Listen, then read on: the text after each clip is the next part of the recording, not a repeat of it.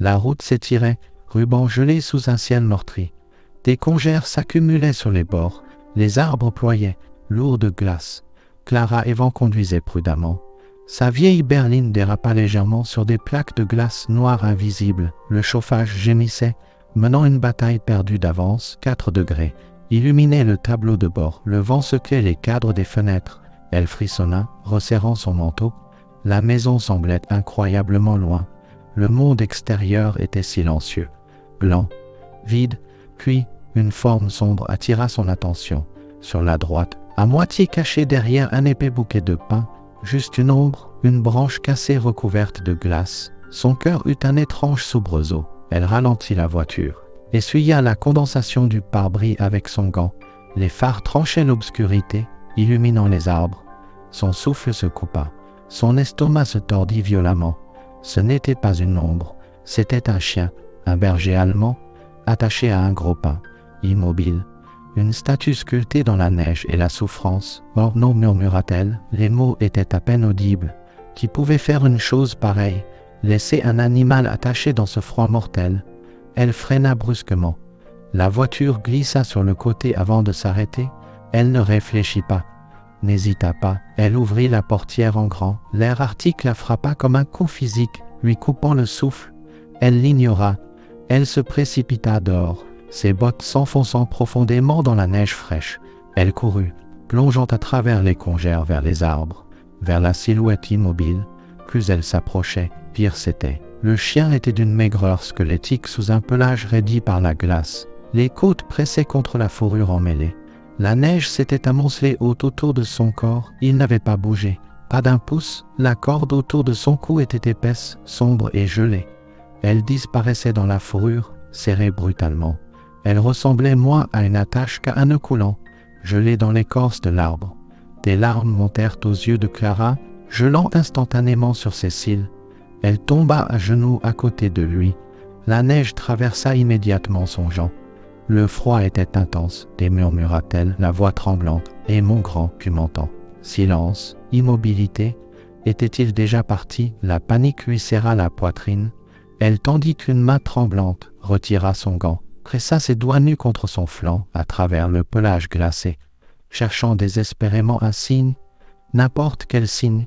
Un moment angoissant passa, puis elle le sentit, faible, incroyablement faible. Une légère élévation et retombée sous ses doigts. Il était vivant. Un sanglot étouffé s'échappa de ses lèvres.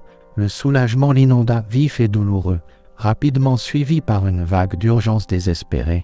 Elle devait le libérer. Maintenant, avant que cette petite étincelle ne s'éteigne complètement, elle attrapa la corde gelée, tira de toutes ses forces. C'était comme tirer sur du fer. Elle ne bougeait pas. La glace la tenait fermement, fusionnée à l'écorce de l'arbre. Mordant dans le cou du chien, la colère monta, chaude et féroce, luttant contre le froid engourdissant. Quelqu'un avait fait ça délibérément. L'avait attachée ici pour mourir. « Tiens bon » murmura-t-elle, la voix épaisse. « Tiens bon, je vais te sortir de là. » Elle arracha son autre gant. Ses doigts hurlèrent de protestation en touchant la corde glacée. Froid brûlant, elle l'ignora, griffa le nœud, essaya de trouver une prise, essaya de le desserrer. C'était inutile, le nœud était enchâssé dans de la glace solide, fermement bloqué. Le chien laissa échapper un petit gémissement faible, un son de pure misère qui brisa le cœur de Clara. Son corps fut secoué d'un violent frisson, puis retomba immobile, ses yeux s'entr'ouvrirent. Juste des fentes ternies, vides, dépourvues d'espoir. Clara regarda autour d'elle frénétiquement. Neige, arbres, glace, rien de tranchant, rien de solide. Ses clés, dans la poche de son manteau, peut-être. C'était sa seule chance, ses doigts étaient engourdis. Raide, elle fouilla dans sa poche, saisit enfin le métal froid, les sortit, choisit la clé la plus solide. Elle enfonça la pointe dans le nœud glacé, tourna, gratta, et brécha la corde gelée. Désespéré, frénétique, le chien gémit à nouveau, un son bas, guttural. Il essaya de lever la tête, à peine. L'effort sembla immense, puis il retomba. Clara travailla plus vite, plus fort, grattant, tournant. Ses jointures heurtèrent l'écorce rugueuse, et raflées à vif commencèrent à saigner. Elle le remarqua à peine. Une petite fissure apparut dans la glace autour du nœud. L'espoir monta. Elle enfonça la clé plus profondément, fit levier, craque, la glace se fendit, se brisa légèrement. Assez, elle laissa tomber les clés, attrapa la corde à 2 mains nues, tira, mit tout son poids dedans. Ses bras hurlaient, ses paumes brûlaient, la corde gémit, résista. Puis soudain, avec un claquement sec, elle céda. La tension se relâcha. Le nœud gelé se défit, tomba lâchement. Loin de son cou, il était libre, mais le soulagement fut instantanément remplacé par la terreur. Alors que la corde tombait, le berger s'effondra sur le côté. Un affaissement désossé dans la neige profonde. Il ne fit aucun bruit, resta totalement immobile. Non, halta Clara, était-elle arrivée trop tard? L'avoir libéré avait-il été le coup de grâce? Non, s'il te plaît. Non, elle se rapprocha en se traînant. Sans réfléchir, elle arracha son propre manteau épais. Le vent transperça son mince boule en dessous. Elle enveloppa fermement le manteau autour du corps fragile et glacé du chien. Sa fourrure semblait être de la pierre gelée sous le tissu. Elle pressa sa main contre sa poitrine, cherchant, attendant, criant, un frémissement. Une minuscule élévation est retombée, presque imperceptible. Il respirait. Juste, il avait besoin de chaleur. Il avait besoin d'aide. Maintenant, elle glissa ses bras prudemment sous lui. Il gémit faiblement lorsqu'elle le souleva. Il était terriblement léger. Un sac d'os enveloppé de glace. Elle le berça contre sa poitrine, essayant de le protéger, essayant de partager sa propre chaleur corporelle. « Je te tiens » murmura-t-elle, la voix étranglée. « Je ne te laisserai pas. » Elle se retourna, tituba vers la voiture. Chaque pas était lourd, difficile. La neige freinait ses bottes, le vent déchirait ses bras et son visage non protégé. Le chien pesait comme du plomb, elle trébucha, manquant de tomber, mais le tint fermement. Elle atteignit la voiture, tripota la poignée de la portière passager, l'ouvrit. Prudemment, doucement, elle déposa le chien sur le siège. Il s'affaissa contre celui-ci, sans vie. Elle claqua la portière, courut du côté conducteur, sauta dedans, démarra le moteur, mit le chauffage au maximum, dirigea les bouches d'aération directement sur le chien.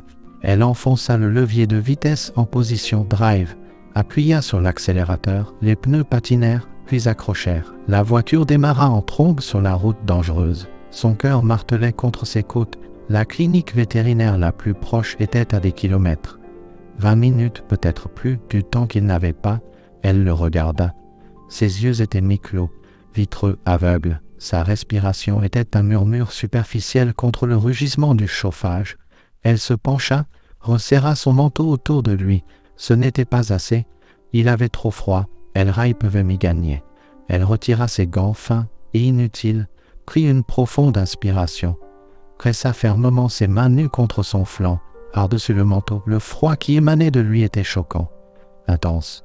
Elle halta mais garda ses mains là, se penchant plus près, partageant sa chaleur, le suppliant de vivre. Une main dirigeait, l'autre pressait contre son corps fragile. « Reste avec moi » plaida-t-elle, les larmes coulant sur son visage. « Allez, mon grand, bats-toi, s'il te plaît, bats-toi. » La voiture filait à travers le paysage blanc. Les phares tranchaient la neige tourbillonnante. Les minutes s'étiraient en une éternité. Il restait immobile, immobile. Était-elle en train de le perdre? Puis un son, faible, rauque, sa tête se tourna brusquement vers lui. Son nez tressaillit, un minuscule gémissement brisé s'échappa de ses lèvres. Différent d'avant, pas de douleur. Autre chose, oui, s'étrangla Clara, l'espoir montant. C'est ça, continue de te battre. Elle pressa sa main plus fort contre lui. Était-il plus chaud? Peut-être. Elle enfonça l'accélérateur. La voiture vola plus vite, vers les lumières lointaines, vers l'aide, vers la vie. La voiture de Clara dérapa jusqu'à s'arrêter devant la Westfield Veterinary Clinic. Le panneau d'urgence clignotait, projetant une lumière bleue et froide. Elle mit à peine la voiture en stationnement avant d'ouvrir sa portière en grand. Elle se précipita du côté passager, prit dans ses bras le chien inerte, toujours enveloppé dans son manteau. « À l'aide !» cria-t-elle vers les portes de la clinique, la voix brisée. « S'il vous plaît, que quelqu'un m'aide !» Les portes s'ouvrirent en grand. Une femme en blouse se précipita dehors. « Amenez-le !» pressa-t-elle, ses yeux évaluant rapidement la scène. Clara entra en titubant. La chaleur la frappa, la rendant étourdie. Elle suivit la technicienne dans une salle de traitement vivement éclairée. déposa doucement le berger sur la table d'examen. Il ne bougea pas. La technicienne écouta avec un stéthoscope. Son expression devint sérieuse. Battement de cœur faible, filant. Respiration très superficielle. Température illisible. Hypothermie sévère. Elle leva les yeux. Appelez le docteur. Chaud immédiatement. Clara se tordit les mains. Je l'ai trouvé attaché à un arbre, expliqua-t-elle rapidement, les mots se bousculant. Je ne sais pas depuis combien de temps. Une femme calme et autoritaire entra. Docteur, Hélène Shaw, qu'avons-nous là? Demanda-t-elle vivement, se dirigeant déjà vers le chien. La technicienne fit un rapport rapide. Docteur Shaw hocha la tête. D'accord, fluide 4 Romain chaud, à plein débit, coussinet chauffant, oxygène. Faisons remonter sa température centrale. Maintenant, l'équipe se déplaça efficacement. Couverture, cathéter, masque à oxygène. Les moniteurs bipaient doucement. Clara recula, se sentant impuissante, les regardant travailler pour sauver la vie qu'elle avait tirée de la neige.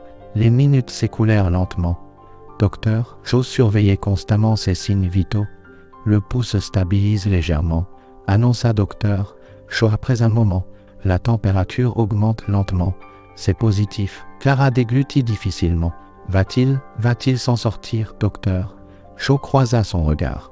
Il est trop tôt pour le dire avec certitude. Il est gravement dénutri et déshydraté. En plus de l'hypervémie, il pourrait y avoir des lésions organiques, des engelures. Elle marqua une pause, regardant le chien. Mais il a une forte volonté. Il se battait toujours. Clara s'accrocha à ces mots. Elle s'approcha de la table, posa-t-elle une main près de sa tête. « Tu es en sécurité maintenant », murmura-t-elle. Son oreille tressaillit. Juste un frémissement. Mais c'était quelque chose. Plus tard, docteur. Shaw trouva Clara dans la petite salle d'attente. Clara sursauta. « Comment va-t-il » Qu'il tient bon, dit docteur Shaw. Les signes vitaux sont plus stables. La température remonte dans la plage mesurable maintenant. Toujours critique, mais mieux. Le soulagement envahit Clara. « Puis-je le voir, docteur ?» Shaw hocha la tête. Il est encore principalement inconscient. Mais venez, il gisait emmailloté dans des couvertures sur la table. Le masque oxygène était toujours en place, les moniteurs bipaient régulièrement. Il avait l'air incroyablement fragile. Clara se tint à côté de lui. « Et mon grand » murmura-t-elle. Ses paupières papillonnèrent faiblement. Sa queue donna le plus léger coup contre le rembourrage. Un minuscule signe de reconnaissance. L'espoir fleurit dans la poitrine de Clara. « Il aura besoin de beaucoup de soins » dit doucement docteur Shaw. « Nous avons fait des tests. Malnutrition sévère, déshydratation, engelure modérée aux oreilles et aux pattes, mais aucun signe évident d'insuffisance organique majeure pour le moment. » Elle marqua une pause. « Nous avons aussi trouvé autre chose. » Clara leva les yeux. « Quoi ? Qu'il a une micropuce ?» Le souffle de Clara se coupa. « Un propriétaire, docteur. » Shaw hocha lentement la tête. « Enregistré au nom de quelqu'un d'ici en ville ?» Un certain Anne Henderson. Clara fronça les sourcils. Henderson, le nom lui semblait familier, mais, ajouta docteur Shaw, la voix tendue, personne n'a signalé la disparition d'un berger allemand. Aucun signalement déposé, laissé attaché à un arbre. Les pièces s'emboîtèrent avec une clarté écœurante. Henderson, Ante Henderson, propriétaire de la grande quincaillerie, toujours souriant, serrant des mains. Comment pouvait-il? Ante Henderson, souffla Clara, horrifiée. Vous êtes sûr? Vérifiez le registre 2 fois, confirma sombrement docteur Shaw. Clara se sentit mal, la façade amicale, la cruauté cachée. Elle regarda le chien innocent qui luttait pour sa vie. Et maintenant, légalement, nous devons le contacter, expliqua docteur Shaw, lui offrir la chance de récupérer le chien. Le récupérer, Clara sentit une vague de colère protectrice. Après ce qu'il a fait, nous ne pouvons pas le laisser le reprendre. Procédure, soupira docteur Shaw, mais franchement, je doute qu'il le veuille. Étant donné les circonstances, elle vit l'expression sur le visage de Clara. À quoi pensez-vous que je le veux? Dit fermement Clara, instantanément, sans hésitation. Si Henderson ne le veut pas, je veux l'adopter. Je prendrai soin de lui, docteur. Shaw l'étudia, vit la détermination, la compassion. D'accord, Clara, faisons l'appel. S'il renonce à la propriété, il est à vous. Elles allèrent au bureau de docteur Shaw. Clara s'assit raidement pendant que la vétérinaire composait le numéro. Le téléphone sonna. Une voix bourrue répondit. Ouais, Henderson, docteur, Shaw, Westfield Veterinary Clinic. Nous avons votre berger allemand enregistré ici, trouvé presque gelé. Ce clébard, la coupa Henderson, en se moquant. Je pensais qu'il serait mort maintenant. Je m'en suis débarrassé il y a des jours. Clara Alta, couvrant sa bouche. Vous vous en êtes débarrassé, répéta calmement docteur Shaw. Ouais, animal inutile, faites ce que vous voulez avec lui, piquez-le. Je m'en fiche, docteur. Shaw resta professionnel. Donc vous renoncez à la propriété. Ouais, peu importe, pas mon chien. Clara attrapa le téléphone. Vous l'avez laissé mourir, cria-t-elle, la voix tremblante de rage. Henderson ricana froidement. Détendez-vous, madame, c'est juste un chien, docteur. Shaw reprit doucement le téléphone. Merci, Henderson. Nous allons nous en occuper. Elle raccrocha. Le silence remplit le bureau. Docteur, Shaw regarda Clara. Il est à vous. Un faible gémissement vint de la salle de traitement. Clara y courut. Le chien gisait là, toujours faible, toujours couvert. Mais ses yeux étaient ouverts, clairs, concentrés, la regardant droit dans les yeux. La voyant, des larmes coulèrent sur le visage de Clara. Elle tendit la main, caressa doucement sa tête. « Tu es en sécurité, murmura-t-elle. Tu es à la maison maintenant ?» Sa queue battit, faiblement mais indéniablement. Battement, battement, contre la table. Il savait, il comprenait. Il était en sécurité. Il avait survécu, et il n'était plus seul.